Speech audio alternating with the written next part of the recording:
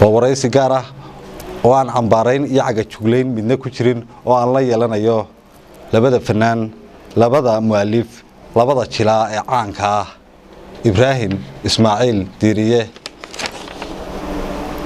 aan iraahdo Ibrahim Ismaaciil Sugule oo Sooraan loo yaqaano iyo kabtan Ciise Cabdi Ismaaciil oo isagana Jawaan loogu yeero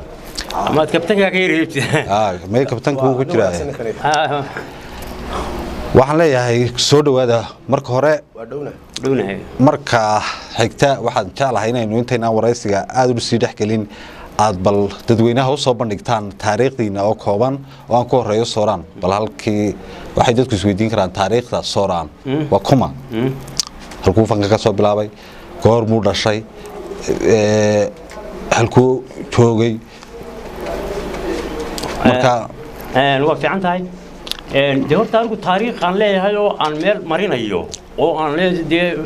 xilligan dhashay iyo markaa ma waxaad leedahay mise barnaamijyadan aan wadno iyo bilowgeedii halkan ka bilownay mise awal halkii aan bal taariikh nololeedkaaga yar oo kooban naga sii warniyo taariikh nololeedka ma horta ninka mutacallinka baa lagu qaatay waayahay bal adigu waxaan anigu qayb ka ahay de anigu taariikhdayda goorta shaqadan horta fanka bilaabay waxay ahayd 79 waxaan ka mid noqday koox yar oo durdur markii dambe la baxday laakiin markii hore baka kale odhan jiray Soomaali Abo dabeedna kooxdii markii dambe koox weyn bay noqotay oo durdur bay la baxday dhowr 80nadii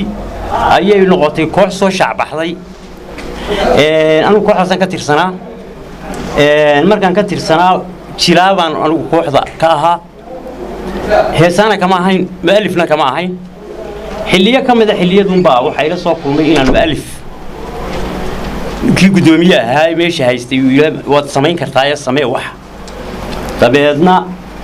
waxaan sameeyay hees yaroo iska gaaban oo nin kooxda ka tirsanaayo saar koonfurka noo qaad jiray baa ka tagay kooxdu iftiin u tagayay annaguna markaa waxa kiiba wuxuu yiri waxaad samaysaa dad saar waqooyigi sida awgeed waxaan bilaabay hees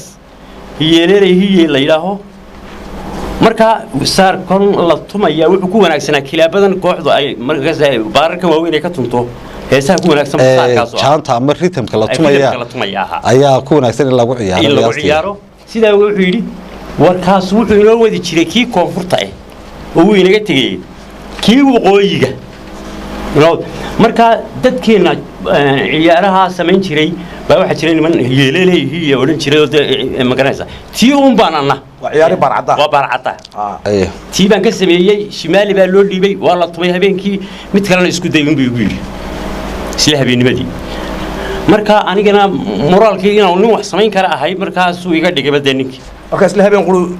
abwaan caadi noqon macna abwaan caadi uu soo qaatay subaxdii soo abwaan soo shalay galab ma ahayn adoo abwaan ba soo kacday yaan waa ku waabiristay sidii kale waxay noqotay soo degay saarkii duleedo soo degay iyadana shimaali baa qaaday halkaasaan ka soo baxay dabeedna markii dambe adigu waa dee fankii iyo wixii jiray baa hore ugu soo gudubtay ayaan isla burbureen wixii baa deehayo wadankii fankii isku dhisnaayay koox ahaan ee waa beri lahaayay heegan lahaayay halgan lahaayay durdur lahaayay jiray ee dhisnaa dee way burbureen markii dambe tafaraaq baa ku dhacay oo midba meel ayuu ka dhacay haye kabtan aniga tirmiya maxaa ka soo bilaaba halka dhow ka soo bilaabo adiguna 7aadkii deelee kamid ugu dhalashay 4 baa haye kacankina waa ka habsaaday anigu meel weyn baa ka gelaa hay kacanka habsaan baa dawladda kacanka ay meel weyn baa ka gelaa waa ka habsaaday hay dhalashayda 4 baa hay hadii ba xugmaayo anigu ma ahayn fankii hore ee babaqashay dadka qaar waxaan waa yesterday qolada ingiriiska ku hadashay boogti waxaan war shalay tan kale marka anigu yesterday baan ahaa iyo qoladii haddaan kooyay okay labadiin marka halkeen iska hesheen goormay fikradan idinku dhalatay